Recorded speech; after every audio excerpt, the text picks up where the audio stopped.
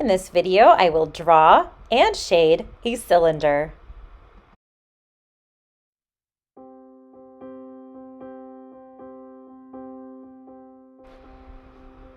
For this video, I will be using or looking at my cylinder here. I'm using a number 2 pencil, a blending stick, and an eraser. I will begin with an elliptical shape, so a smashed circle, on the top and bottom of my page. I'm going to try to do my best to make my elliptical shapes the same length and size. It's okay to kind of go over and over and over again until you have the shape that you like, pressing very lightly with your pencil. I'm connecting them now with some semi-straight lines. You can use a ruler if you would like. And I'm going to make it look like we are looking down on the cylinder so I can see the full circle on the top, but not on the bottom. Now I want to shade the cylinder by pushing very hard on one side. I like to do this with vertical pencil lines, but you can do it with horizontal ones as well.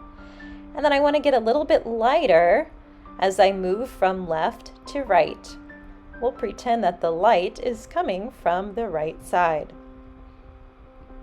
I hold my blending stick at an angle so that I get the side edge of the blending stick, and I'm just trying to kind of starting to smooth out the area of where I've added my pencil so you can't see the lines as strongly. I want it to be dark on the left, I want it to be medium in the center, and light on the right. Now I'm going to color the other way here, a little bit on the top to make that really nice and solid, and I'm going to maybe darken my dark side here a little more so that you can get the idea of a nice blend from very dark to very light, almost white. You can use your blending stick to smooth out the lines. Now I'm just using a number 2 pencil as I do this, but if you want to get your darks even darker, you could switch to like a 6B or even an 8B, and that could make your values darker yet.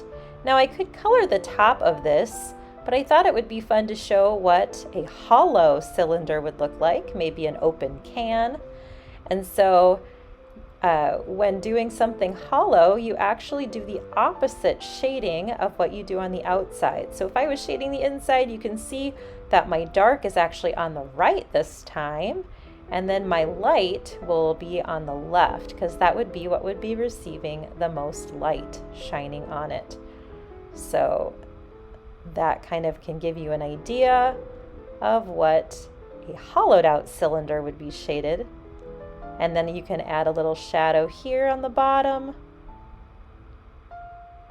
and kind of blend that in to make it look soft as well. So just a quick sketch of a drawing and shading of a cylinder. I'm going to clean up my lines a little bit with my eraser.